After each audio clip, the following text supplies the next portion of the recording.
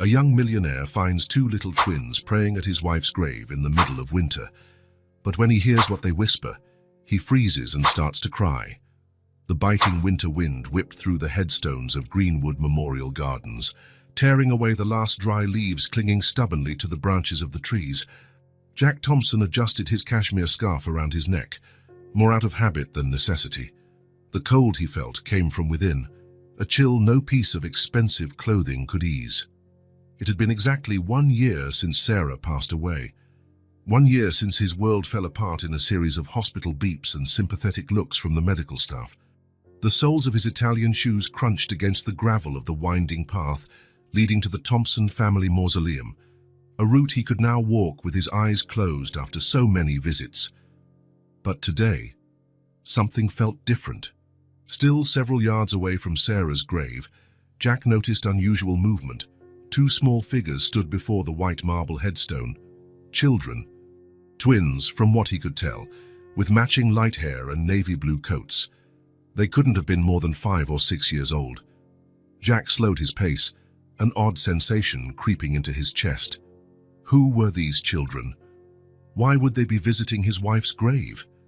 His fingers instinctively tightened around the bouquet of white roses he was carrying, Sarah's favorites. The boys were whispering to each other, oblivious to his presence. Jack crept closer, partially hidden behind an ancient cypress. "Do you think Aunt Sarah can see us from here, Noah?" asked one of the boys, adjusting a glove that kept slipping. "Of course she can, Ethan. Mom said that from heaven. She can see everything," the other replied, with the certainty only children possess. Jack felt his heart skip a beat. Aunt Sarah. A whirlwind of thoughts flooded his mind, and a possibility he hadn't dared consider for years began to take shape. "You know," Noah continued, pulling something from his coat pocket, "I made a drawing for her. Want to see?" Ethan moved closer to his brother as he unfolded a colorful piece of paper. "It's pretty. Did you draw her with wings?" "Yes, because now she's an angel. Mom always says Aunt Sarah was an angel even before she went to heaven." Jack watched the scene, frozen in place. Every word from these children felt like a painful revelation, reopening wounds he thought had healed. "Do you think—" Ethan hesitated, his voice trembling slightly. "Do you think she can help, Mom?" Noah put an arm around his brother's shoulders. "That's why we came here today, right? To ask her for help." The twins knelt simultaneously on the cold grass, their small hands interlaced. Jack's chest tightened as he watched them close their eyes and begin to pray. "Aunt Sarah," Noah started, his childish voice carrying a touching seriousness. "We never met you, but Mom always talks about you. She said you were the kindest person in the world, and that you always helped everyone," Ethan added. That's why we came to ask, can you help our mom? She's really sick. The doctors said she needs a new kidney," Noah continued, squeezing his brother's hand tighter. "We don't really know what that means, Gaia, but Mom's always tired and sad. And sometimes she cries alone in her room," Ethan said, his own voice quavering. "We pretend we don't see so she won't feel worse." Jack felt tears rolling down his cheeks before he even realized he was crying. They weren't the silent, controlled tears he'd shed at Sarah's funeral, but deep sobs that shook his entire body.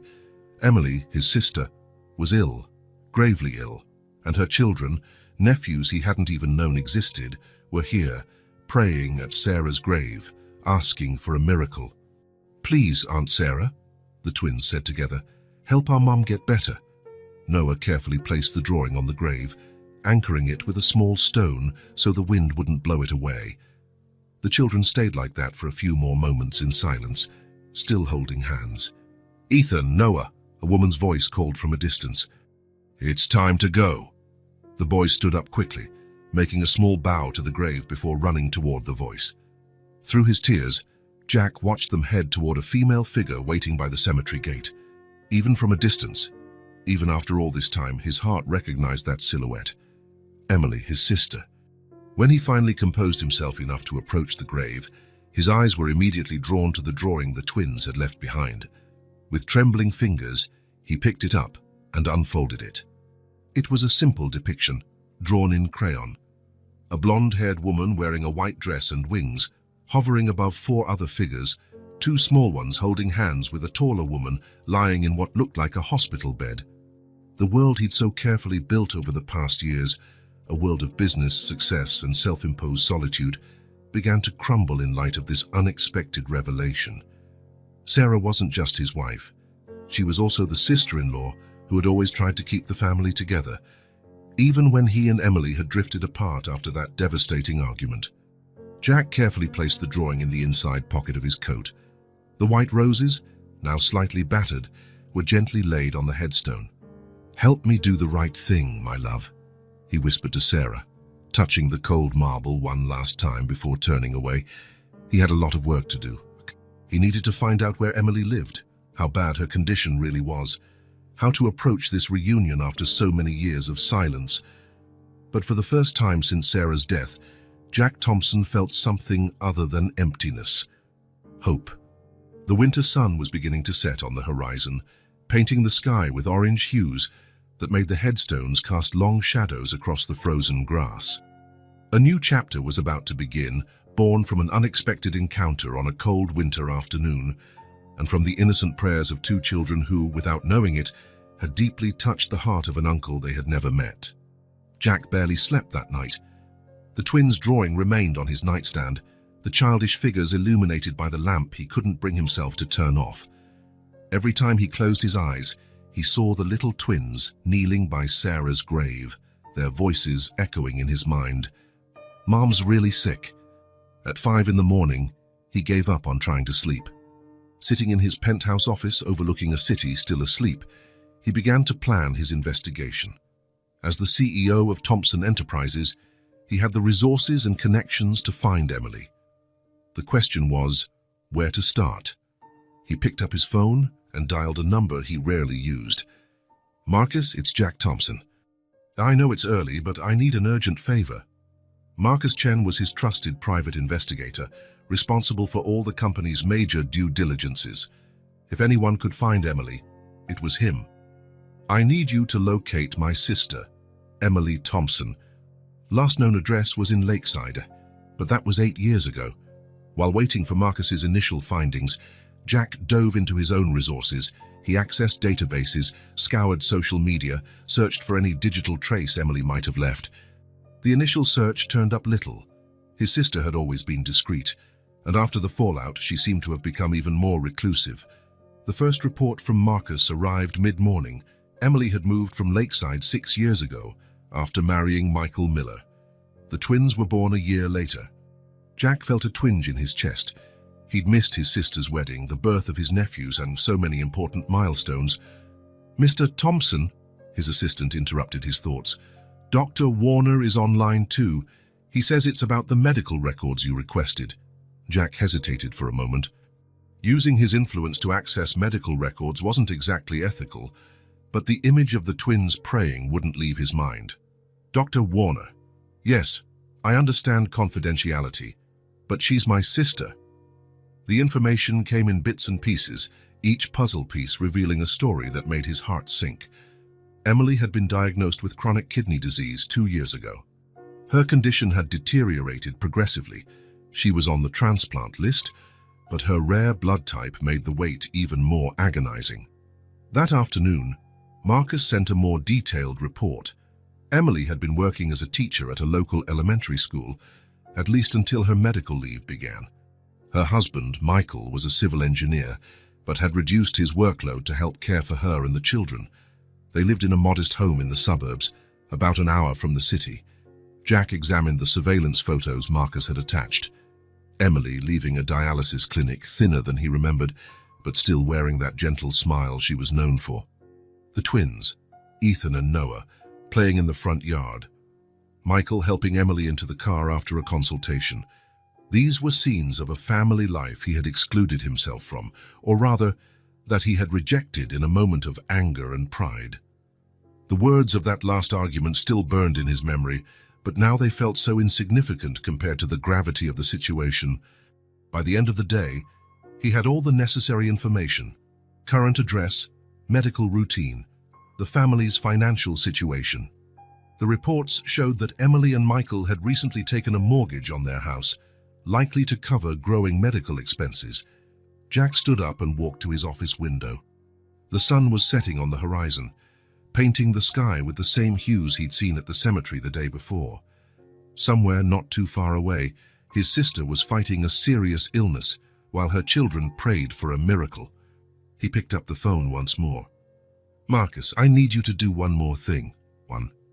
I want a full dossier on living kidney donation. Procedures, risks, recovery time, everything." His hand trembled slightly as he filed the reports into a folder. Tomorrow he would visit Emily, but first he needed to process everything he'd discovered. He had to prepare not just for the reunion, but for the possibility that he could be the help his sister so desperately needed. On his way home, he stopped by the cemetery again. The twins' drawing had been carried off by the wind, but the roses he'd left were still there, their white petals glowing in the twilight. "You always said I was too stubborn, Sarah," he murmured to the grave. "But maybe this time that stubbornness can do something good." He returned to his penthouse and spent hours organizing documents, making notes, preparing for every possible scenario of the reunion. How would he explain his sudden appearance? How would he justify the years of silence? How could he offer help without seeming condescending? At midnight, exhausted but determined, Jack finally allowed himself to lie down. Tomorrow would be one of the most important days of his life, the day he would try to fix the greatest mistake he'd ever made. Sleep came gradually, lulled by the hope that it wasn't too late to rebuild the bridges he had burned. In his dreams, he saw Sarah smiling just like the day she introduced him to Emily. "Family is forever," she used to say. It was time to prove she was right. Jack put the latest report from Marcus into his leather briefcase and glanced at the clock. 10 at night. In just a few hours, he would face the moment he'd been avoiding for 8 years. He poured himself a finger of whiskey and walked over to the window of his penthouse, watching the city lights that never seemed to sleep. The amber liquid in his glass reminded him of his father's old liquor cabinet, the same one Emily had fought so hard to keep. Then, like an avalanche, the memories he had locked away for so long burst forth without warning. 8 years ago. Thompson Enterprises didn't yet occupy an entire skyscraper, but it was already impressive enough to intimidate Emily when she walked in that rainy March afternoon. Sarah was with her, as she always was when she sensed the siblings needed to talk. "Jack, we need to discuss our parents' house," Emily had said, her hands nervously clutching a worn purse. "You can't just sell it without consulting me." "Actually, I can," he replied without taking his eyes off the computer screen. "The will named me the sole executor of the estate. It was Dad's decision. But that house, it holds our memories, Jack. Our entire childhood is in there." "Memories don't pay the bills, Emily. The company is expanding, and we need the capital." Sarah, sitting quietly on the office couch, shifted uncomfortably. She always hated when he used that cold, businesslike tone, especially with family. "It's not just about money," Emily raised her voice, a rare occurrence for her normally calm demeanor. "You're erasing our history.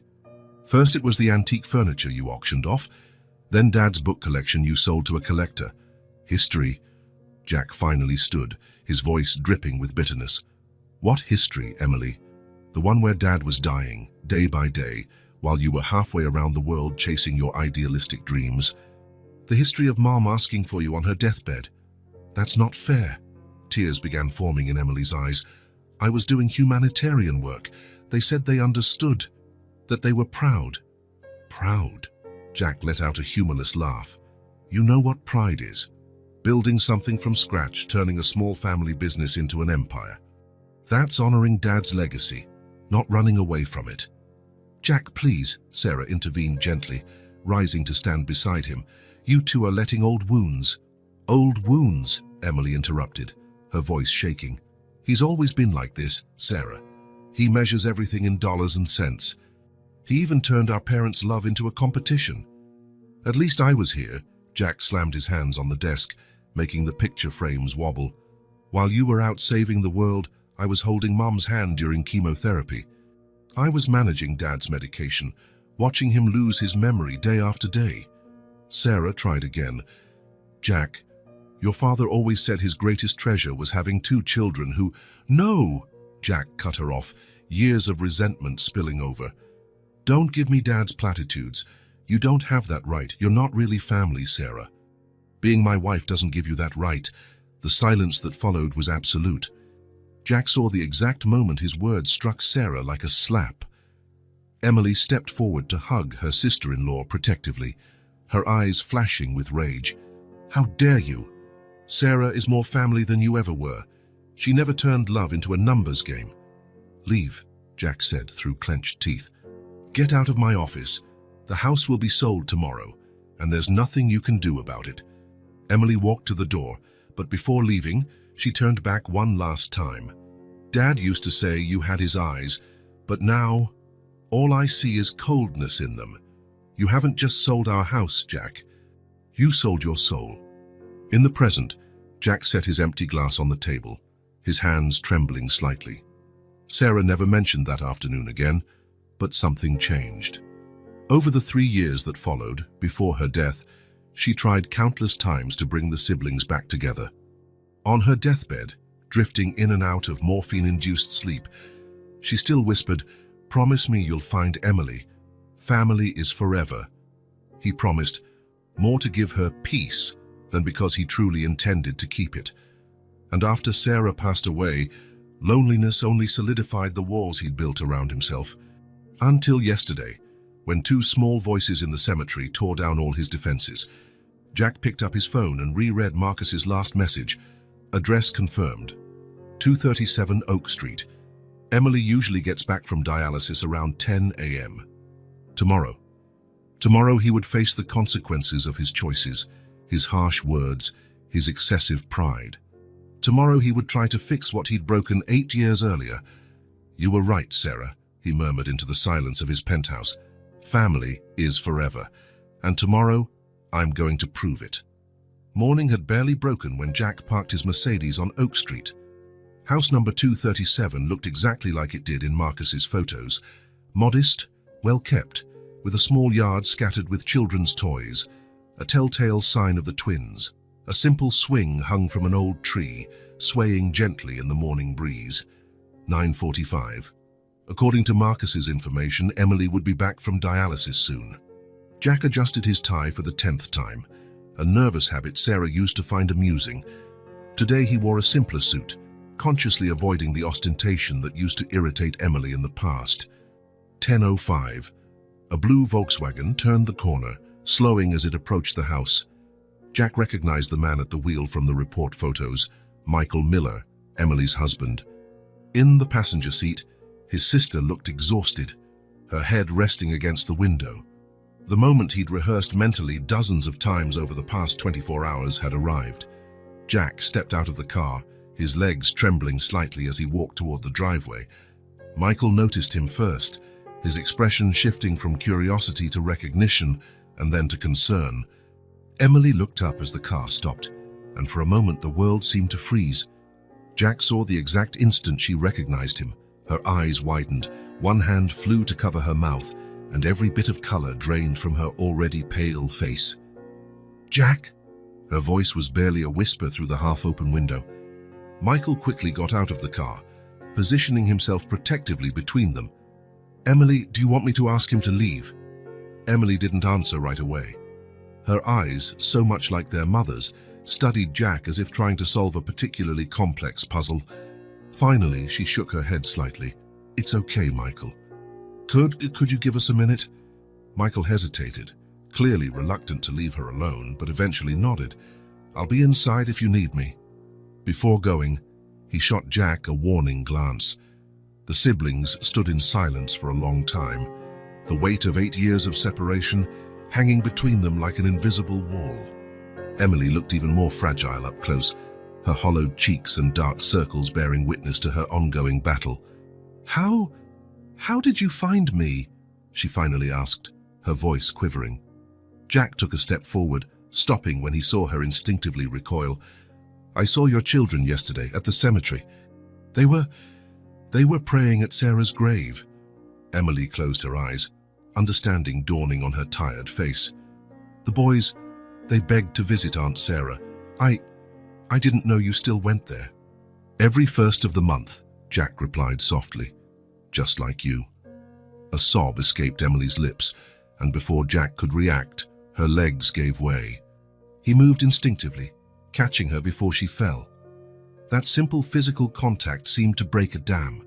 Emily started to cry, her thin arms clinging to her brother's coat as if he might disappear at any second. I'm so sorry, Jack murmured, his own voice choked with emotion. Forgive me, Emily. Please, forgive me. They stayed like that for several minutes, wrapped in an embrace in the driveway, years of hurt and longing dissolving into tears. When Emily finally pulled away, her eyes were red, but there was a new light in them. Do you want to come in?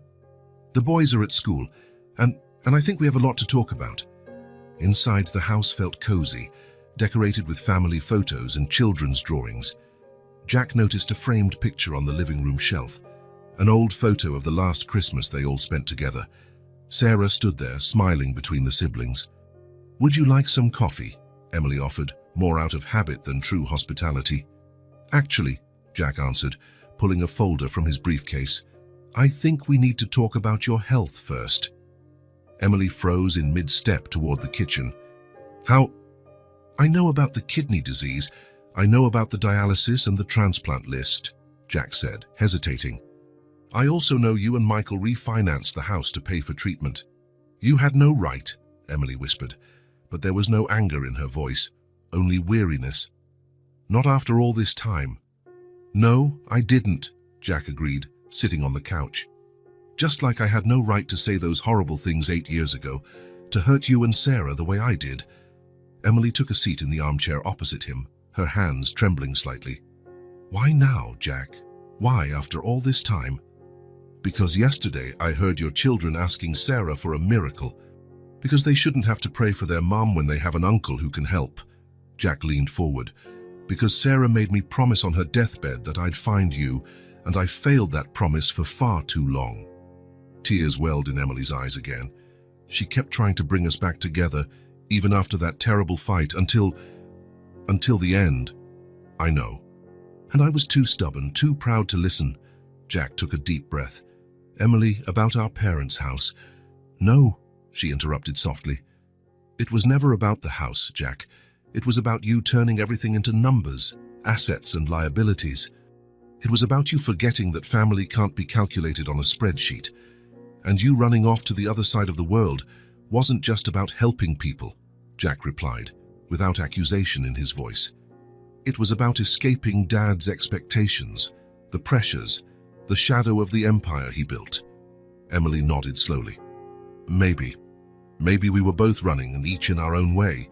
You hid behind the numbers, I hid behind humanitarian causes. Our parents would be disappointed by what we became, Jack murmured. Not by our choices in life, but by how we let them tear us apart. Sarah used to say, Emily smiled sadly, that we were too stubborn for our own good. That one day, it would cost us dearly. And it did, Jack agreed. It cost us years we can't get back. It cost us moments we should have shared, like the birth of the twins. Ethan and Noah, Emily added. They are the light of my life. Even now, with everything so hard, they still find reasons to smile. They're extraordinary, Jack smiled. The drawing they left on Sarah's grave. Emily, why didn't you ever come to me when you got sick? Emily looked away. Pride, maybe, or fear. Fear you'd reject me and hurt the boys, and then it got too late. It's never too late for family, Jack said, quoting Sarah's favorite words. Emily, I want to help. Not out of obligation or guilt, but because you're my sister. Because those wonderful little boys are my nephews. Because it's what Sarah would have wanted. Jack, I can't accept your money. It's not about money, he interrupted gently. It's about family. It's about fixing my mistakes before it's truly too late. Emily covered her face with her hands, her shoulders shaking in quiet sobs. Jack stood and knelt beside her armchair, taking her hands in his. Let me help, Emily. Let me be your brother again. At that moment, the front door opened and Michael entered, followed by the twins returning from school. They paused, looking curiously at the stranger holding their mother's hands. "Boys," Emily called, wiping her tears, "come here. I want you to meet someone very special. This is your Uncle Jack." Ethan and Noah approached shyly, their eyes flicking between their mom and the unfamiliar uncle. Jack felt his heart squeeze as he recognized the same faces he'd seen at the cemetery. You're friends with Aunt Sarah?" Noah asked hesitantly. "Yes," Jack replied, his voice thick with emotion. "She was my wife, and she loved you both very much, even though she never got to meet you." The twins exchanged identical looks before both stepped forward to hug him. Jack wrapped his arms around them, tears now streaming freely down his face. Emily watched, her own vision blurred by tears. Michael approached and placed a gentle hand on her shoulder. "Welcome back to the family, brother," Emily whispered. Jack looked up at her over the twins' heads, smiling through his tears. "It's good to be home." The morning sun streamed through the living room windows, lighting up the photo on the shelf where Sarah smiled between the siblings. Somehow, her smile seemed even brighter now. Morning had barely broken when Jack parked his Mercedes on Oak Street. House number 237 looked exactly like it did in the report photos. Modest, well kept, with a small yard scattered with children's toys, proof the twins lived there. A simple swing hung from an old tree, swaying gently in the morning breeze. 9:45. According to Marcus's information, Emily would be back from dialysis soon. Jack adjusted his tie for the 10th time, the same nervous habit Sarah had always found amusing. Today, he wore a simpler suit, purposely avoiding the showiness that used to annoy Emily so much in the past. 10:05. A blue Volkswagen turned the corner, slowing down as it approached the house. Jack recognized the driver from the report's photos, Michael Miller, Emily's husband.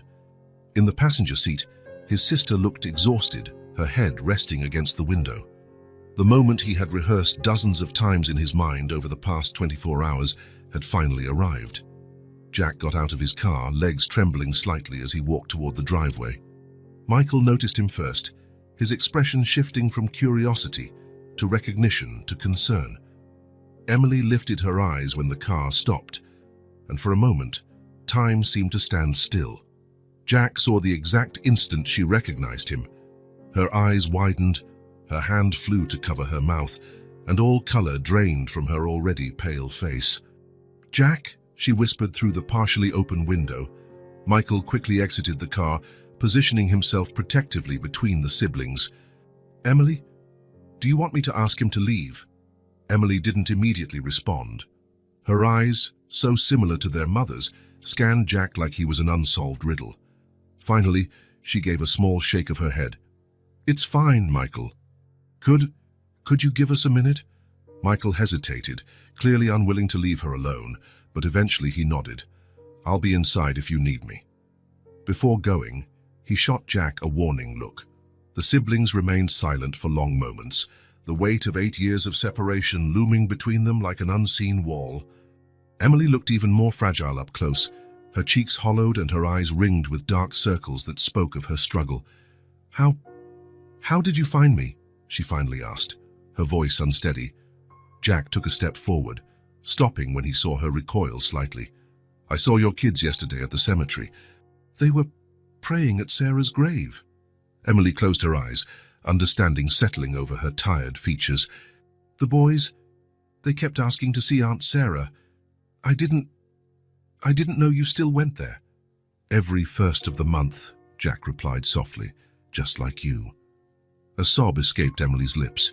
Before Jack could react, her legs gave out. He moved instinctively, catching her before she fell. That physical contact shattered her defenses. Emily began to sob, her thin arms clinging to Jack's coat as though he might vanish at any moment. "I'm sorry," Jack whispered, his own voice raw with emotion. "Forgive me, Emily. Please, forgive me." They remained like that for several minutes, hugging in the driveway, years of anger and longing dissolving in tears. When Emily finally pulled back, her eyes were red, but they held a new light. "Do you want to come inside? The boys are at school, and I think we have a lot to talk about." The interior of the house was warm and welcoming, filled with family photos and children's art. Jack noticed a framed picture on the living room shelf, an old snapshot of the last Christmas they all spent together. Sarah was there, smiling between the siblings. "Would you like some coffee?" Emily offered, more as a routine gesture than a real invitation. "Actually," Jack said, pulling a folder from his briefcase, "I think we need to discuss your health first." Emily froze halfway to the kitchen. "How? I know about the kidney disease. I know about the dialysis, the transplant list," Jack said, hesitating. "I also know you and Michael refinanced your house to pay for treatment."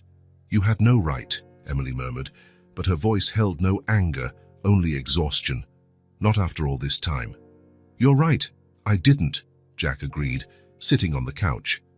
"Just like I had no right to say those horrible things 8 years ago, to hurt you and Sarah like that." Emily lowered herself into the opposite armchair, her hands trembling slightly. "Why now, Jack? Why after so long?" "Because yesterday, I heard your sons asking Sarah for a miracle."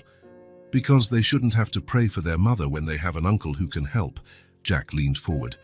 "Because Sarah made me promise on her deathbed that I'd find you, and I've broken that promise for far too long." Emily's tears returned. "She kept trying to bring us together, even after that terrible fight. Until the end." "I know. And I was too stubborn, too proud to listen." Jack took a deep breath. "Emily, about our parents' house." "No," she interrupted gently.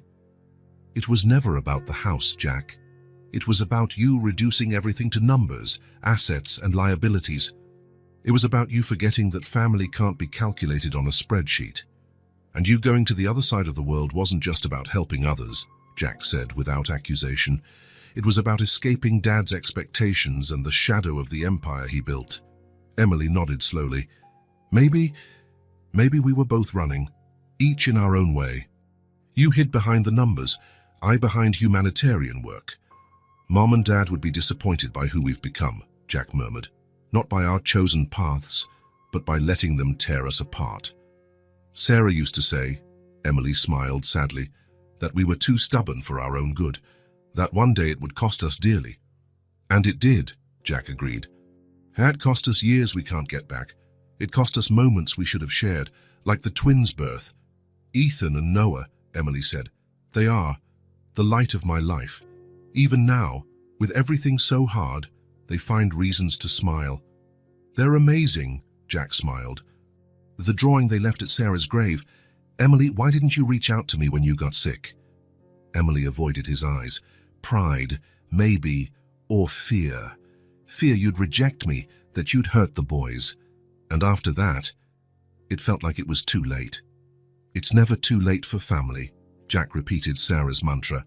"Emily, I want to help. Not out of guilt or obligation, but because you're my sister. Because your wonderful boys are my nephews. Because it's what Sarah would have wanted." "Jack, I can't accept your money." "It's not about money," he interrupted gently. "It's about family. It's about fixing my mistakes before it really is too late." Emily covered her face with both hands, her shoulders trembling with restrained sobs. Jack stood and knelt beside her, taking her hands in his. "Let me help, Emily. Let me be your brother again." Just then, the front door opened and Michael entered with the twins, who had just returned from school. The boys paused, staring curiously at the stranger holding their mother's hands. "Boys," Emily called, wiping her tears, "come here. I want you to meet someone very special. This is your Uncle Jack." Ethan and Noah approached timidly, their eyes moving from their mom to this unknown man. Jack's heart constricted when he recognized the same expressions he'd seen in the cemetery. Are you Aunt Sarah's friend?" Noah asked carefully. "Yes," Jack answered, his voice thick with emotion. "She was my wife, and she loved you very much, even though she never got to meet you." The twins exchanged looks, then in unison ran forward to hug him. Jack wrapped them in his arms, tears rolling freely down his cheeks now. Emily watched through tear-filled eyes. Michael came closer and placed a gentle hand on her shoulder. "Welcome back to the family, brother," Emily whispered. Jack looked at her over the boys' heads, smiling through his tears. "It's good to be home." The morning sun shone through the living room windows, illuminating the photo where Sarah smiled between her in-laws. Somehow, her smile seemed even brighter now. 3 days after their reunion, Jack arranged a meeting that would change the course of his family's life. Dr. Warner's office, one of the most renowned nephrologists in the country, was silent on that Saturday morning. Emily sat between Jack and Michael, her fingers nervously intertwined in her lap, while the twins played quietly on tablets in a corner. "Emily, Doctor," Warner began, adjusting his glasses as he studied a series of test results. "Your brother reached out to discuss more advanced treatment options for your case. I'd like to present some possibilities that, until now, weren't available." Emily cast an uncertain glance at Jack, who nodded encouragingly. Michael squeezed her hand. "There's a new dialysis technique developed in Switzerland," the doctor continued, "which has shown exceptional results in cases like yours. The equipment isn't widely available yet, but..." He paused meaningfully. "Mr. Thompson has arranged for one to be imported to our clinic." "Jack," Emily exclaimed, turning abruptly to her brother. "You can't just..." "I can," Jack interrupted softly. "And I already did. The machine arrives in 2 weeks, but that's just the start of the treatment plan we've put together." Dr. Warner opened a folder on his desk, revealing a detailed schedule. "In addition to the new dialysis technique, we propose a combined protocol with state-of-the-art medications. This should greatly improve your quality of life while we wait for a compatible donor." "But the cost," Emily began, her voice shaking, "is not up for discussion," Jack stated firmly. "You're my sister, Emily. Please let me do this. For you, for the boys, for Sarah." Hearing Sarah's name, Emily closed her eyes, tears silently streaming down her cheeks. Noah, sensing his mother's emotion, put his tablet down and ran to hug her. "Mom, don't cry," he whispered. "Uncle Jack is going to help you get better, just like Aunt Sarah asked." Ethan also approached, his big eyes fixed on the colorful schedule on the desk. "Is it like a treasure map, Mom? To find the medicine that'll make you better?" Jack felt his heart tighten at his nephew's innocence. "Yes, Ethan, it's our map to help your mom get healthy again." Dr. Warner smiled gently at the children before continuing. "We'll start the new protocol next week. We'll need to run several preparatory tests first. Mr. Thompson has arranged for you to have a private room in our treatment wing, with space for your family to stay with you during sessions." "What about my job?" Emily asked, worry coloring her voice. "And the kids?" "I've taken care of that too," Jack interjected. "I spoke with the school principal. They're going to keep your teaching position, granting you paid medical leave for as long as you need. And as for the twins," he smiled at them, "how about spending some afternoons with your uncle after school? My office has a playroom that's never been used." The boy's eyes lit up at the idea, but it was Michael who spoke. "Jack, this is more than we could have dreamed of. But I don't want Emily feeling pressured. This is a lot of change at once." Jack nodded, sympathetic. "I understand, and I promise we'll go at your pace. But Emily," he turned to his sister, "please, let me help. Not as the CEO of Thompson Enterprises, but as your brother." As the boy's uncle, Emily looked at the faces around her, her worried husband, her hopeful children, her determined brother, the patient doctor. In each of them, she saw a reflection of the love Sarah always insisted kept the family together, even in the hardest times. "Okay," she finally agreed, her voice quiet but firm. "But on one condition." "Anything," Jack answered promptly. "You have to promise this isn't just about the treatment, that you'll keep being part of our lives, even if something goes wrong." Jack took her hands in his, eyes misty. "Emily, I've already missed 8 years of your life and the boys' milestones. I'm not missing another day. I'm here to stay. Doctor." Warner cleared his throat discreetly, bringing the focus back to practical matters. "Excellent. So we'll begin with the exam schedule. On Monday, we'll..." While the doctor explained the plan in detail, Jack watched the twins crowd around the schedule, asking innocent questions about each colorful step. Emily smiled through her tears. Michael had an arm protectively around her, and for the first time in a long while, true hope filled the air. That evening, after taking Emily and her family home, Jack stopped by the cemetery once more. The sky was exceptionally clear, and the gentle breeze carried a familiar scent, the same perfume Sarah used to wear. "Thank you," he whispered at her gravesite, "for never giving up on us, for sending those little angels to bring me back. I promise I'll take care of them, my love, all of them." A shooting star cut across the sky at that moment, and Jack smiled. Sarah always said there were no coincidences. The following week, the transformation began. The hospital room was decorated with the twins' drawings, colorful images of a reunited family, always with a winged figure smiling from above. Emily started the new treatment, and although it was exhausting, she had a different energy about her. Jack completely rearranged his schedule, delegating responsibilities at the company so he could be there for every important session. On treatment days, he arrived early with breakfast for everyone, including the medical team, who soon became quite fond of the Thompson family. The twins became well known around the hospital, their laughter echoing through the halls as they rushed about with gifts for their mom, drawings, flowers plucked from the garden, stories from school. Jack discovered he had a knack for storytelling, inventing elaborate tales that made his nephews roar with laughter during the long hours of waiting. Michael, initially reserved, began to open up more to his brother-in-law. During a particularly tough night, when Emily reacted strongly to medication, the two men spent hours talking in the hospital cafeteria, sharing fears, hopes, and stories from the past. "You know," Michael said, absent-mindedly spinning his coffee cup, "Emily saved every bit of news about you over the years, every headline about your business successes, every magazine photo. She never stopped being proud of her brother, even while she was hurt." Jack felt tears burning his eyes. "And I missed so much. The boys' first steps, birthdays, Christmases. It's never too late to make new memories," Michael replied with a smile. "The boys are already planning a surprise party for when Emily finishes this phase of treatment.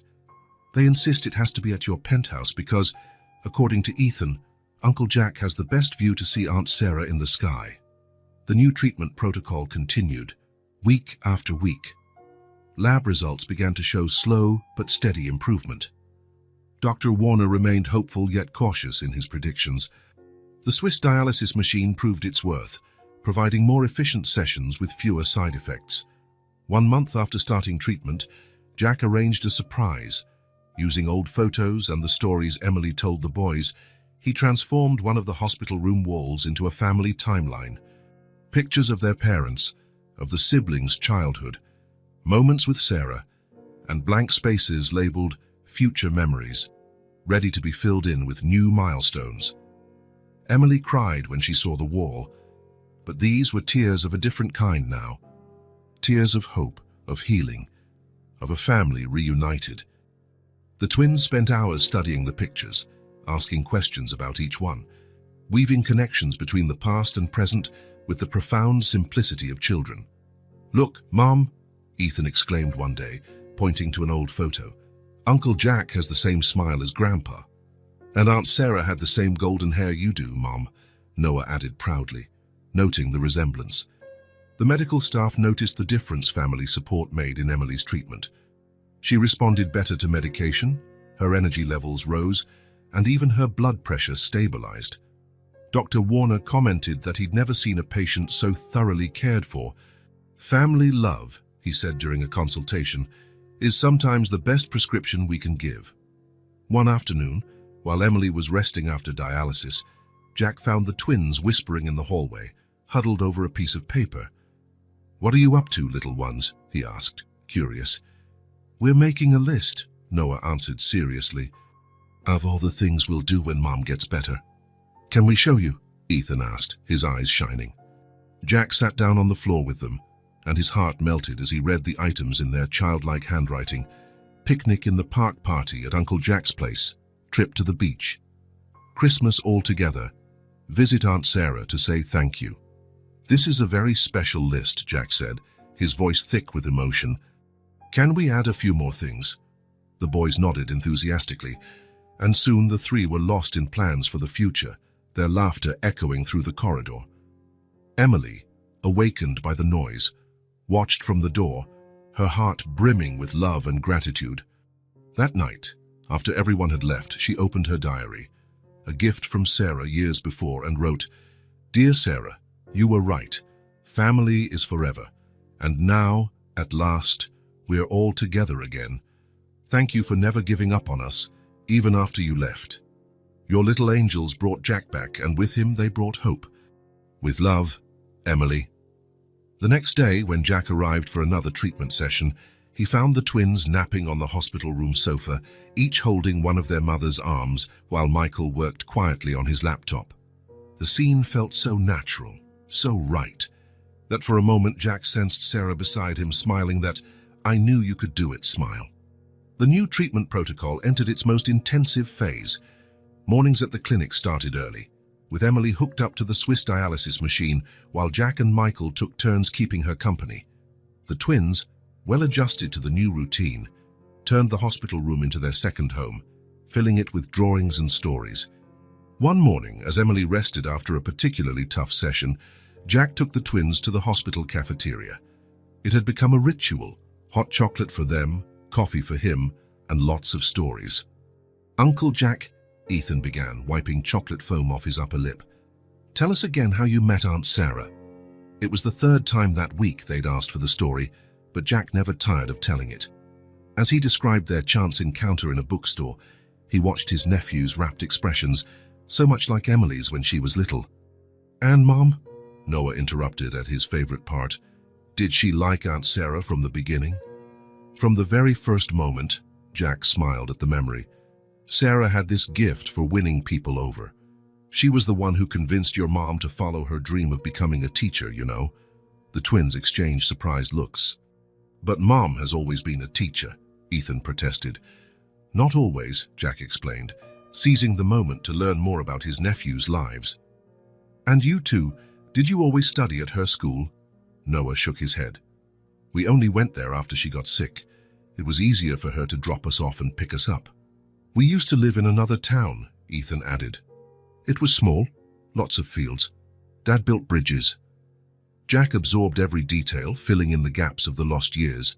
He learned the twins had been born premature, that Emily's pregnancy had been difficult, that Michael had abandoned an important project to care for her at the time, that the first signs of kidney disease appeared soon after the birth. "Mom always says we're special," Noah commented, fiddling with his straw, "because Aunt Sarah sent us from heaven to take care of her." Jack's heart clenched. Emily had never mentioned pregnancy complications in the medical reports he had. How many other battles had she fought on her own? Back in the room, they found Emily awake, talking to Dr. Warner about her latest tests. The doctor's neutral, professional expression was one Jack recognized. Something wasn't progressing as hoped. "The creatinine levels remain high," Dr. Warner explained, pointing to a chart, "and her blood pressure is unstable despite medication." Emily nodded, already accustomed to medical jargon, but Jack noticed how her fingers clutched the bedsheet, a nervous habit that reminded him of their mother. "We'll adjust the protocol," Dr. Warner continued, "increase dialysis frequency temporarily and add a new medication for blood pressure." The following days were an emotional roller coaster. The new medication brought severe side effects: constant nausea, dizziness, loss of appetite. Emily tried to remain strong for the boys, but Jack would hear her weeping in the bathroom when she thought no one was around. One night, after tucking the twins into the sofa bed in Emily's room, Jack found Michael in the corridor, his face buried in his hands. "She's not getting better, is she?" Michael asked without looking up. Jack sat beside his brother-in-law. "She's strong, stronger than all of us." "The boys," Michael began, his voice shaking, "they're still so little." "Listen," Jack said, placing a hand on Michael's shoulder. "Emily has all of us now. I won't let anything happen to my sister, to the mother of my nephews." Inside the room, Emily slept restlessly, the medication's effects evident in her pale face. The twins had cozied up on either side of her, as if forming a protective barrier. The following week brought a small victory. Her blood pressure began to stabilize. It was modest but significant progress. Dr. Warner adjusted the medications again, and slowly the worst side effects began to subside. During this period, Jack discovered an unexpected talent for entertaining his nephews during the hardest moments. He devised an elaborate game, turning their mom's treatment into a space mission. The dialysis machine became a spaceship, the meds were star fuel, and each successful exam was another conquered star. "Captain Emily," he'd announce in a solemn voice whenever he entered the room, sending the twins into fits of laughter. "The mission reports indicate we're on the right course." Emily, even on bad days, smiled at their antics. "You would make a great teacher, you know," she remarked one afternoon, watching him help the boys with their homework. "I learned from the best," he replied with a wink. Day by day, the bond between uncle and nephews grew stronger. Jack found out that Ethan had a natural gift for numbers, while Noah was the artist of the family. He began bringing small educational gifts, a painting kit for Noah, math games for Ethan. "Uncle Jack," Noah called one afternoon while painting yet another masterpiece, "why did it take you so long to find us?" The innocent yet profound question caught Jack off guard. He looked over at Emily, who pretended to be asleep, though he knew she was listening closely. "Sometimes," he began carefully, "adults make mistakes because of pride or fear. I made a lot of mistakes, Noah. But now I'm here, and I promise I'm not going anywhere." "Aunt Sarah would be happy," Ethan commented, eyes never leaving his puzzle. "Mom always says she wanted everyone together." Weeks turned into months. The hospital room became a small universe of its own, with routines and rituals. Jack set up a little library in one corner, filled with children's books and games. Michael brought family photos to hang on the walls. The twins had an improvised study area, where they did their schoolwork under the rotating supervision of the three adults. Doctor Warner noted how the positive family environment was aiding Emily's treatment. "In 20 years of medicine," he remarked during a checkup, "I've never seen a patient with such strong support. It makes all the difference." Not everything was smooth sailing. There were nights of high fever, days of intense pain, moments when the medication seemed to do more harm than good. In one of those critical moments, Jack found the twins hiding in the hospital chapel. "Uncle Jack," Noah whispered upon seeing him, "we're asking Aunt Sarah to send more strength for Mom." Jack sat between them on the wooden pew, pulling them close. "You know what your Aunt Sarah always said? That love is the strongest medicine there is." "Stronger than Mom's shots?" Ethan asked, making a face. "Much stronger," Jack replied, smiling. "And you two are living proof of that. Since you were born, you've been the most important medicine for your mom." The boys absorbed this information with the kind of seriousness only children can muster. That night, they insisted on reading bedtime stories to Emily, reversing the usual roles. Jack watched from the doorway, amazed at his nephew's natural wisdom.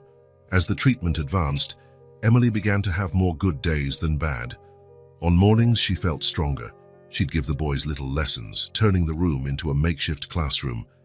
Jack often found himself watching these sessions, admiring his sister's passion for teaching under such difficult circumstances. "Remember when you said I was running from the family business by becoming a teacher?" Emily asked him one afternoon, after the boys fell asleep. "I think I finally understand why Dad always said teaching was the noblest profession." Jack took her hand. "He would be proud of you, Emily, of what you've built, of the teacher you've become, of the wonderful mother you are." One day, during an especially long dialysis session, the twins asked to hear stories about the grandparents they never knew. Jack and Emily took turns sharing childhood memories, laughing at long-forgotten adventures, crying at bittersweet recollections. "You're a lot like them," Emily told her sons. "Ethan has Grandpa's smile, and Noah has Grandma's determination. And both are just as stubborn as their mom," Jack teased, making everyone laugh. That was when Dr. Warner entered the room, his face more solemn than usual. He held a folder with Emily's latest test results in his hands. "We need to talk it," he said, and the tone of his voice made Jack realize a new stage of the battle was about to begin. Dawn arrived with a thick fog over the city, as though the sky itself shared the sense of apprehension. In Dr. Warner's office, silence reigned except for the soft hum of the air conditioner and the occasional rustle of papers. Jack surveyed the stack of test results on the doctor's desk. Each page, each graph telling the story of Emily's fight. Michael sat with an arm protectively around Emily, who shifted uncomfortably in her chair. The twins, for the first time since treatment began, had stayed at school. A difficult decision, but necessary given the nature of this meeting. Jack could feel the weight of their absence. The room felt more sterile, more hospital-like, without their laughter and colorful drawings. "Emily, Doctor." Warner began, removing his glasses, an unmistakable sign he was about to deliver serious news. "These latest tests present a scenario we need to discuss frankly." He picked up the first report, where red and blue graphs formed ominous lines.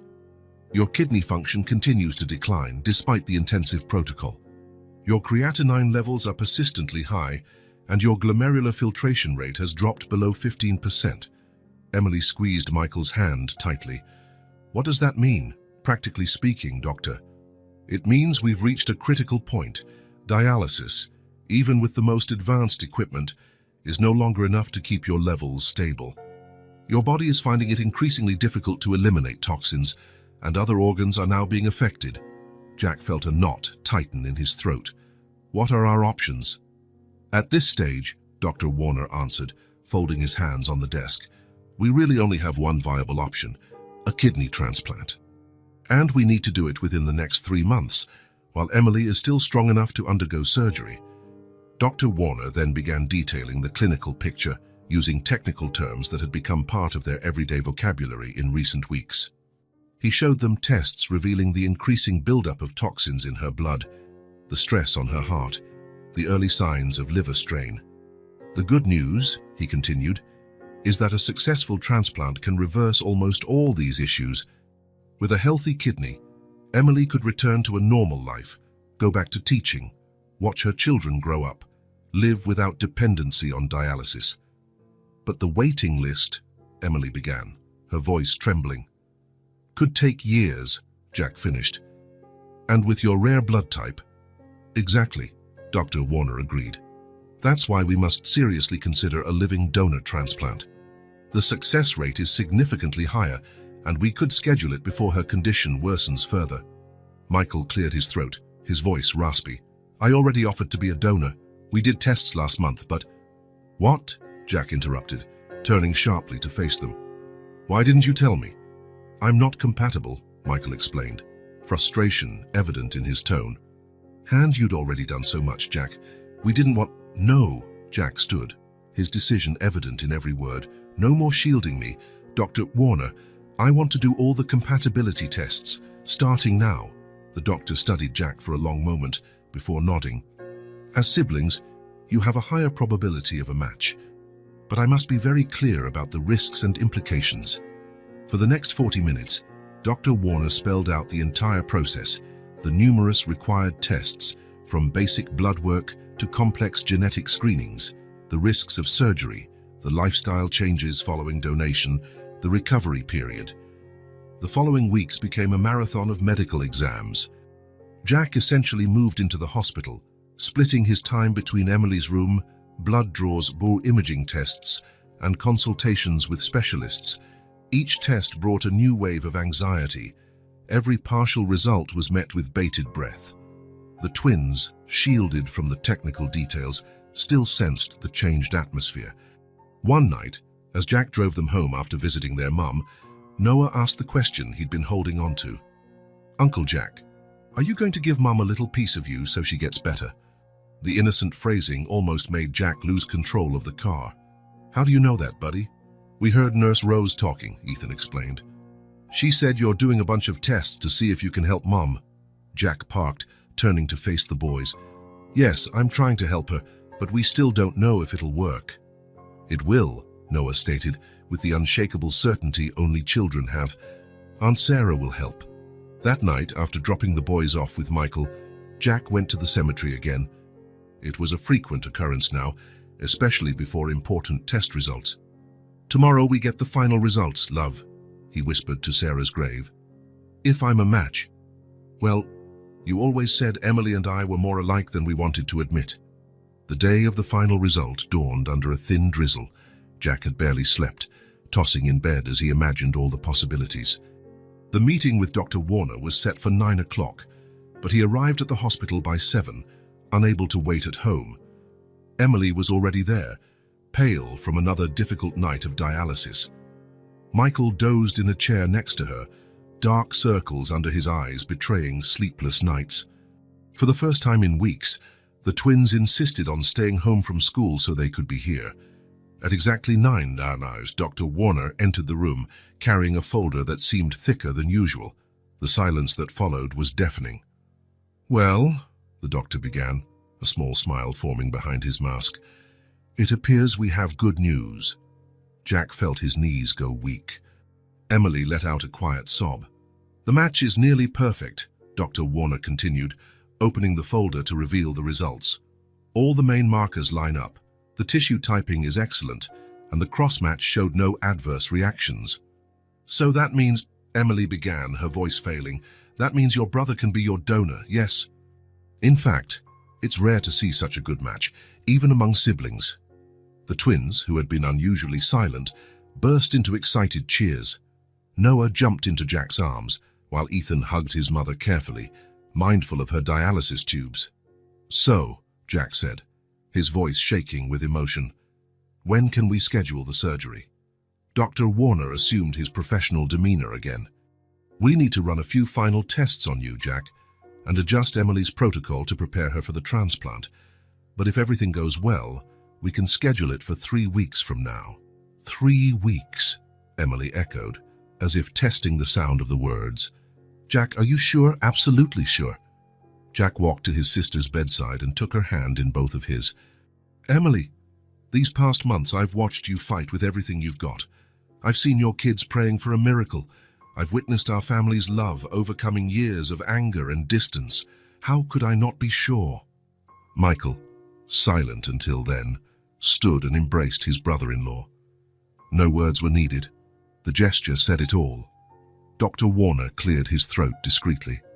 "I'll give you some time to process the news. We'll start the preparations tomorrow." As soon as the doctor left, the twins began making plans. "We can have a party when Mom gets better," Ethan exclaimed, "and Uncle Jack can stay with us forever," Noah added. Emily laughed through her tears. "I think your uncle still needs to work, honey." "Actually," Jack grinned, "I've already spoken with the company board. I'm taking 3 months leave after the surgery. Enough time to recover and to make up for lost time with my family." That afternoon, after the twins were finally coaxed to go home with Michael, Emily and Jack were left alone in the hospital room. The rhythmic hum of the dialysis machine was the only sound for a long while.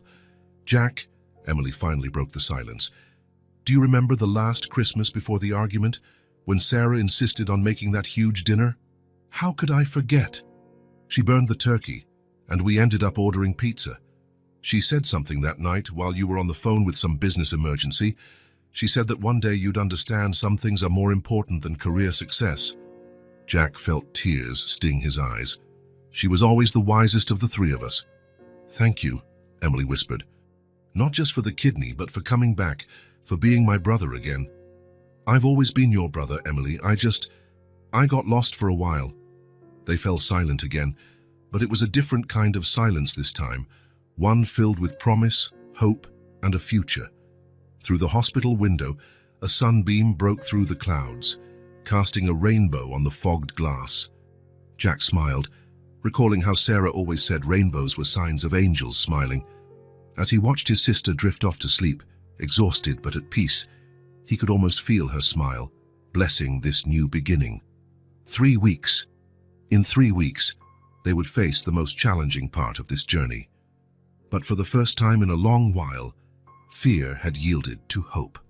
In 3 weeks, it wouldn't just be a kidney transplant, it would be an entire family being reborn.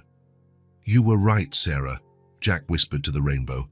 "Family is forever, and this time, I won't forget."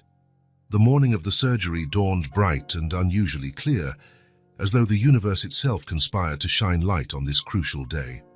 Jack had been at the hospital since $5, following every step of the pre-op protocol he had memorized over the past weeks. Absolute fasting, a special antiseptic shower, no personal items except Sarah's wedding ring, which Nurse Rose had promised to keep safe.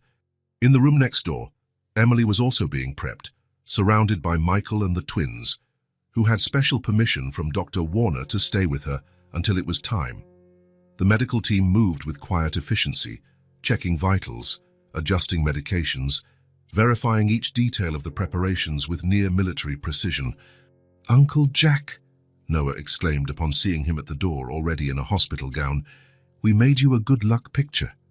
Ethan held out a sheet of paper they had worked on all night. It was an ambitious piece of artwork for 5-year-olds. The whole family was represented, including a winged figure clearly meant to be Sarah, hovering over 2 hospital beds decorated with hearts and stars. In the corner, written in carefully traced childish letters, it said, "Our family is stronger than anything." Jack felt tears in his eyes as he carefully tucked the drawing under his pillow.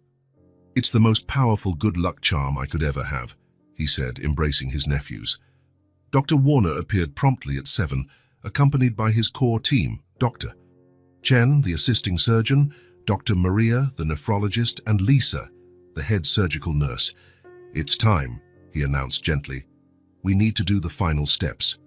The twins hugged their mother first, a delicate embrace they had learned to give her over the past months. Then they ran to Jack. "Come back soon, okay?" Ethan whispered, squeezing his uncle tightly. "Faster than you think, buddy," Jack assured him, swallowing the lump in his throat. "Take good care of your mum while I'm asleep, all right?"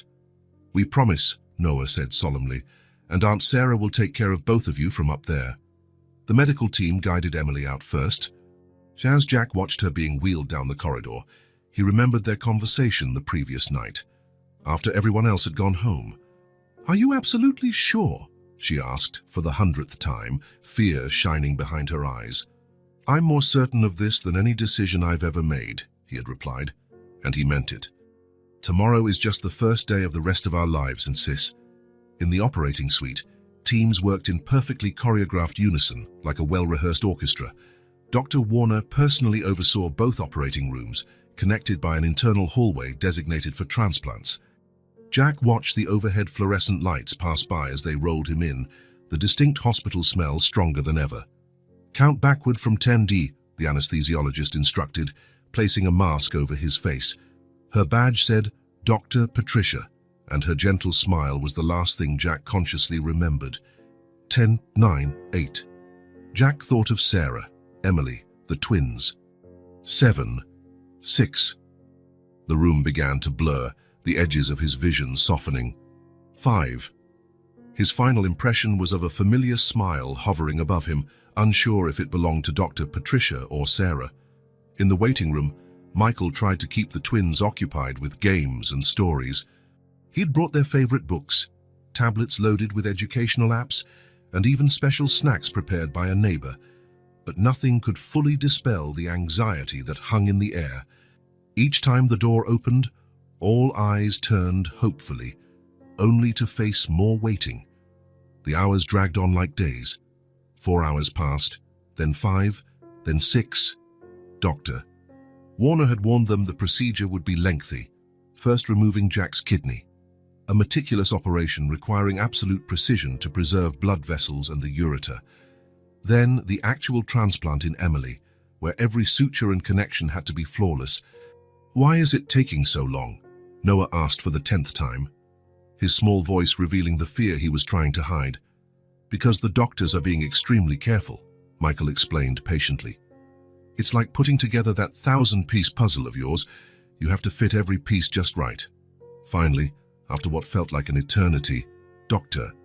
Warner emerged through the waiting room door, still in his surgical attire. Even with most of his face covered by a mask, his smile told the story before he spoke. "The surgery was a success," he announced, taking off his cap. Jack's kidney was successfully implanted and started working on the operating table. Emily began producing urine immediately, which is an excellent sign. "She's responding very well and Jack is stable." The twins exploded with joy, jumping and hugging one another. Michael sank into a chair, silent tears rolling down his cheeks, the tension of years finally finding release. "When can we see them?" Ethan asked eagerly, tugging on the doctor's coat. "Emily will remain in ICU for the next 24 hours for close monitoring. Jack should wake up in a few hours and will be allowed brief visits tomorrow." The most critical period is the first 48 hours, where we watch for any signs of rejection. In the ICU, Emily drifted between consciousness and dreams, wrapped in layers of painkillers and anti-inflammatory drugs. In her more lucid moments, she heard the steady beep of monitors, sensed the silent presence of nurses, caught snippets of technical discussions about renal function and stable vitals. In her dreams, she saw Sarah, not in the feverish nightmares of the past months, but smiling, radiant, waving from a place full of light. "Take good care of him," Sarah said in her dreams. "Take good care of the piece of him that's now yours." Jack was the first to fully wake, about 6 hours after surgery. The pain was significant, even with medication. But his first question was about Emily. "Your sister's doing very well," Nurse Rose assured him, adjusting his IV. The kidney started functioning immediately, which is a great sign. She produced over 100 milliliters of urine in the first hour after the transplant. The next day, during short visiting periods, the twins took turns going between Jack's and Emily's rooms, serving as enthusiastic messengers between the siblings. "Mum told me to tell you you're the best brother in the world," Noah reported solemnly to Jack, holding his hand carefully to avoid disturbing the IV line. "And Uncle Jack said you should stop crying or you'll dehydrate the new kidney," Ethan announced to Emily, drawing a soft laugh from her. The first week was a test of patience and hope. Each day brought new challenges: pain management, adjusting immunosuppressants, continuous monitoring for rejection signs, the first unsteady walks along the hallways. But there were also small victories. The first genuine smile from Emily as her test results improved. The first time Jack managed to sit up on his own. The consistently positive reports on her kidney function. On the 10th day, Emily was finally allowed to visit Jack. Michael wheeled her to his room, the twins trailing behind like a small royal entourage, clutching new drawings and cards made at school. "Hey, Donor," Jack joked weakly when he saw her, his voice still hoarse from intubation. "Hey, hero," she replied, tears gleaming in eyes that already looked brighter, healthier. No words were needed. The look they exchanged said everything: gratitude, love, hope, unspoken promises of a future that now seemed possible. The twins, sensing the moment's importance, stayed quiet for once, just watching. "Aunt Sarah must be so happy," Noah said after a while, his childlike wisdom breaking the silence. "I'm sure she is, sweetheart," Emily replied, reaching out to hold her brother's hand. "I'm absolutely sure." That night, once everyone had gone, Jack watched the crescent moon through the hospital window. The pain was constant, but it was a different kind of pain now, one that had meaning, that signified life. Every twinge reminded him of the miracle they'd accomplished together. In her own room, Emily gazed at the same moon, feeling life flow through her veins in a way she hadn't for a long time. Jack's kidney beat inside her like a promise for the future, a physical piece of the fraternal love they'd rekindled. Dr. Warner had explained that the next few months would be critical: a strict medication schedule, frequent checkups, constant vigilance for any rejection signs. Emily would have to relearn how to live, no longer tethered to dialysis, but with new guidelines to protect the precious gift she had received. Jack had his own journey of recovery ahead. His body needed to adapt to functioning with one kidney, to find a new equilibrium. But whenever he thought of his nephew's smiles, of his sister's renewed lightness, he knew every moment of pain was worth it. Early the next morning, as the first sunlight painted the sky, they both received welcome news. The latest tests showed improving renal function, with no signs of rejection. "It's as though the kidney has always been hers," Dr. Warner remarked, genuinely impressed. The compatibility is truly remarkable. The twins, and who arrived early with Michael, celebrated the news in the most fitting way, covering both rooms with more drawings, each depicting a bright future for their reunited family. Recovery would still be a long road. There would be difficult days ahead, medication adjustments, moments of fear and doubt. But in that moment, under the newborn sun, the Thompson family stood stronger than ever. And somewhere, beyond the pale blue of the morning sky, Sarah smiled, knowing that her final wish had come true. The family was complete again, united by bonds stronger than blood, deeper than life itself. 3 months after the transplant, the Miller home was unrecognizable. The room, once filled with medical equipment, was now a cozy office where Emily planned her return to teaching. The walls, previously adorned with medication schedules, now displayed new photos, precious snapshots taken throughout the healing process. True to his word, Jack had taken an extended leave and became a regular part of their daily lives. Each morning, he arrived in time to drive his nephews to school, cherishing every minute in the car as they shared their stories and dreams. "Uncle Jack," Ethan asked one day, "will you keep coming once you go back to work?" "Maybe not every single day," Jack admitted honestly, "but I promise I'll be there for all the important moments. And the not-so-important ones too." "Like my soccer game on Friday?" Noah asked, his eyes filled with hope. "Especially your soccer game." Even Dr. Warner was impressed by Emily's recovery during her most recent checkup. He studied her tests with a broad smile. "It's remarkable," he said, displaying the results. "Your kidney function is perfect. Your creatinine levels are completely normal. It's as if this kidney was always yours." "It always was," Emily replied softly, squeezing Jack's hand. "It just took a while to find its way to me. Weekends became sacred family time." Jack turned his penthouse into the new gathering spot, equipping it with games, books, and all sorts of activities the twins could dream of. The guest room became the twins' room, decorated in their favorite colors and stocked with their toys. On one of those Saturday afternoons, while Michael and Jack handled the grill on the balcony, Emily watched her children play in the living room. There was a lightness about them now, like an invisible weight had been lifted from their small shoulders. "They seem different, don't they?" Michael remarked, sitting beside her. "Lighter. The whole family feels different," she replied. "It's as if we're finally complete." In the kitchen, Jack was assembling a salad when he noticed Ethan watching him thoughtfully from the doorway. "What's up, buddy?" "Uncle Jack, do you think Aunt Sarah would be happy seeing us like this?" Jack paused, caught off guard by the question. He crouched down to look Ethan in the eye. "You know, your Aunt Sarah always said family was the most important thing in the world. She wouldn't just be happy, she'd be proud to see how we all found each other again." That evening, after dinner, it became tradition to gather on the balcony. Emily, now able to enjoy small pleasures once impossible, savored a glass of wine while the boys recounted their adventures at school. Jack watched it all, his heart brimming with gratitude. Future plans formed naturally. Emily decided to return to teaching part-time at first, with Jack insisting on hiring a driver to take her to and from work. The twins were eagerly awaiting summer vacation, 2 weeks of which they'd spend at the beach house Jack had bought especially for the family. "You didn't need a whole house," Emily protested when he showed her the photos. "It's not just a house," Jack countered. "It's a place to make new memories." Jack's return to his work routine was gradual. He delegated many responsibilities, reorganized schedules, and insisted on keeping Wednesdays free, officially dubbed Uncle Jack Adventure Day by the twins. Those afternoons were sacred. Sometimes it was a trip to the park, other times a movie day at home, or long talks about everything and nothing. It was during one of these afternoons that Noah made an important observation.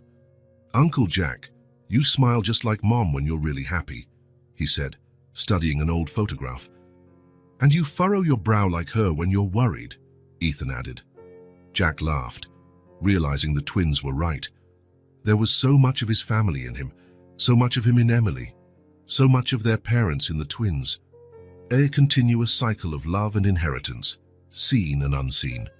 Emily's birthday arrived, and Jack organized a special celebration at his penthouse.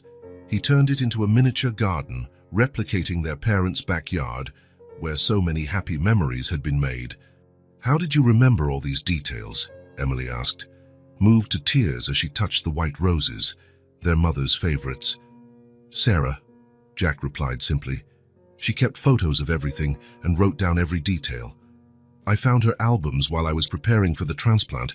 The party was intimate but meaningful. Dr. Warner and his wife were special guests, as were Nurse Rose and a few close friends. The twins prepared a special performance, a song they'd been practicing for weeks, dedicated to their mom and uncle. "When I grow up," Noah declared during dinner, "I want to be a doctor like Dr. Warner so I can help other families. And I want to be a teacher like Mom," Ethan added, "to teach people to be good to each other." Emily couldn't hold back her tears. Jack hugged her, aware of the kidney they now shared, beating like a second heart between them. The months rolled on, and the new routine solidified. Medical appointments became less frequent, though still crucial. Life found its own pace, a gentler, fuller rhythm. One night, after the twins had fallen asleep following a busy day at the park, Emily found Jack on the balcony, looking out over the city. "What are you thinking about?" she asked, joining him. "How funny life is," he replied. "All that lost time, the resentment, and look where we are now. Sarah always said sometimes you have to lose yourself before you can truly find yourself." She was right, as always. The comfortable silence that followed was full of mutual understanding. Down below, the city pulsed with nightlife, but up here in their little corner of the world, there was only peace. "Jack," Emily broke the silence, "do you regret it? Donating your kidney, turning your life upside down for us?" Jack turned, eyes shining with unwavering certainty. "Emily, before the transplant, I had success, money, power, but I was empty inside. Now I have a family. I have 2 amazing nephews who teach me something new every day. I have my sister back. I have purpose. How could I regret that?" Soft footsteps interrupted them. Noah stood in the balcony doorway, half asleep. "I had a nightmare," he murmured, rubbing his eyes.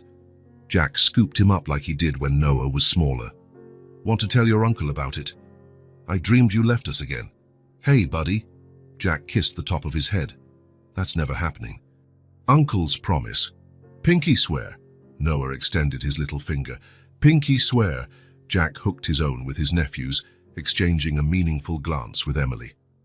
Later, once Noah was back asleep, the siblings stayed on the balcony, sharing memories and dreams.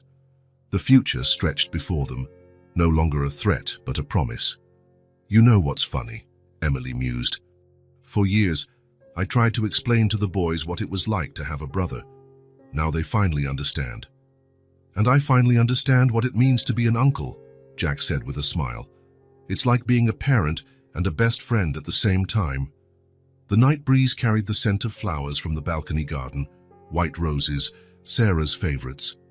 Somewhere beyond the twinkling city stars, she was surely smiling, pleased to see her family fully reunited, finally whole. The next morning arrived with promises of a new day, a new chapter for the Thompson-Miller clan. The twins woke early, eager for another adventure with Uncle Jack. Emily readied herself for another morning at school, her body and spirit renewed. Michael put the finishing touches on a surprise he was planning for their anniversary. And Jack, watching all of this from the kitchen as he cooked breakfast for everyone, felt a peace he had never known before. The emptiness he had carried for so long was finally gone, not filled by success or worldly achievements, but by something infinitely more precious, the love of family. This was a new beginning for them all, a rebirth built on love, sacrifice, and hope. And as the sun rose over the horizon, tinting the sky gold, Sarah's promise echoed in their hearts. Family is forever. 1 year after the transplant, the backyard of the Thompsons' beach house looked completely transformed. Colorful lanterns hung between the trees, their soft lights dancing on the ocean breeze. Tables adorned with white roses, Sarah's favorites, formed a semicircle facing the sea. It was the day of the celebration Emily had meticulously planned, the celebration of life. "Uncle Jack!" Ethan shouted from the porch. "Look what we found in the attic boxes." Jack climbed the wooden steps to see the twins bent over an old photo album. Its yellowed pages held memories he hadn't seen in years. Him and Emily as kids, playing in their parents' yard. The day he met Sarah, the last family Christmas before the fight. "Aunt Sarah kept everything," Noah remarked, carefully tracing a photo of her smiling between the siblings. "Look, she wrote notes on the back of each picture." Jack picked up the photo Noah indicated. On the back, in Sarah's neat handwriting, it read, "Thompson's Christmas 2015. Last Christmas together, but not forever. Love is stronger than pride. One day they'll understand." She always knew, Emily said softly, appearing behind them. Even when we were at odds, she never lost hope. The date had been chosen deliberately, Sarah's birthday. Gradually, guests arrived. Dr. Warner and his wife, Nurse Rose, Emily's colleagues from school, friends who had supported the family through her illness. Michael was at the grill, filling the air with delicious aromas.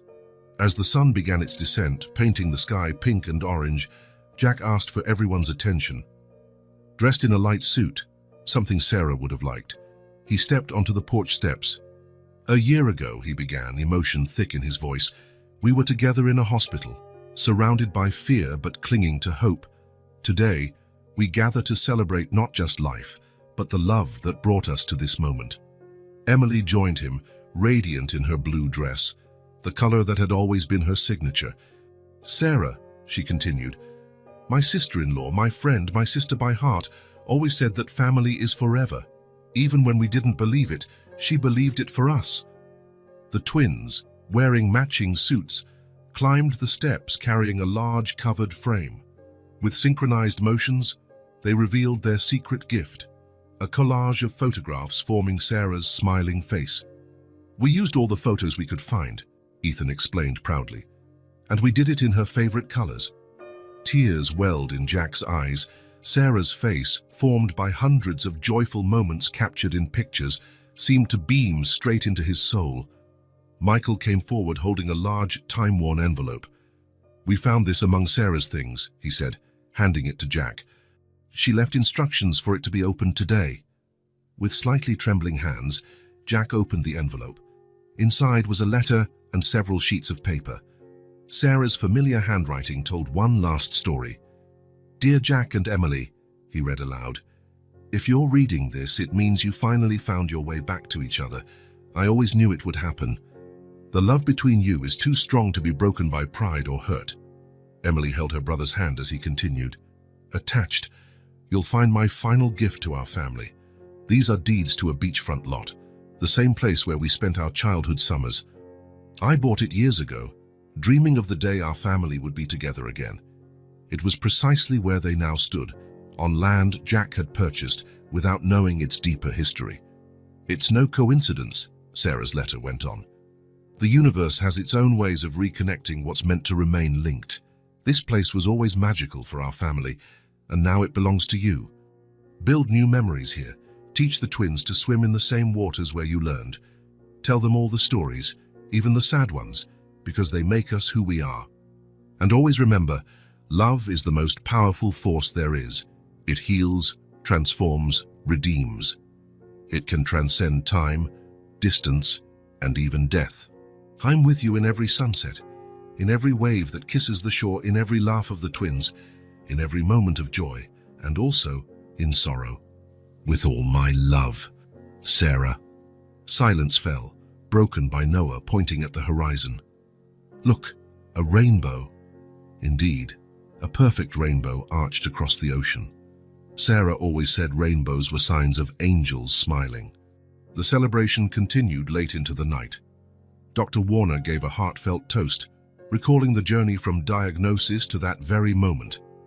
Nurse Rose shared stories from the hospital days, describing how the twins had won over the entire medical staff with their devotion to their mother. The twins surprised everyone with a special performance, a song they'd rehearsed in secret, dedicated to their mom and uncle. Their little voices singing about love and family moved even the most reserved guests to tears. Later, when most of the guests had gone, the family remained on the beach. The twins played at the water's edge, their laughter echoing in the gentle night breeze. Michael and Emily danced barefoot on the sand to an old tune. Jack watched from the porch, his heart overflowing with gratitude. 1 year ago, he had been alone in his penthouse, calm, surrounded by success but hollow inside. Now, he had a complete family, a purpose, and a new lease on life. Emily joined him.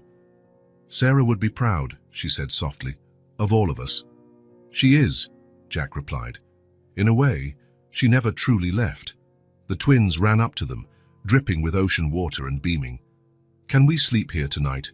Ethan asked. "On the porch under the stars," Noah added hopefully. Mattresses and blankets were brought outside. Soon the whole family was spread out on the spacious porch, the sound of waves serving as a natural lullaby. The twins asked for more Sarah stories, and Jack and Emily took turns telling them, some that made them laugh, others that made them cry. The next morning they woke at sunrise. Emily made coffee while Michael and Jack arranged breakfast on the porch. "What do you think about making this a tradition?" Jack suggested. "Every year on this day we gather here to celebrate life, family, love." "And Aunt Sarah!" the twins shouted in unison from the beach. A new day brought new promises. Emily would soon return to teaching full-time. Jack had reorganized the company to have more time for family. The twins were growing strong and happy, carrying within them the best of all who loved them. And Sarah was present in every moment, every laugh, every hug.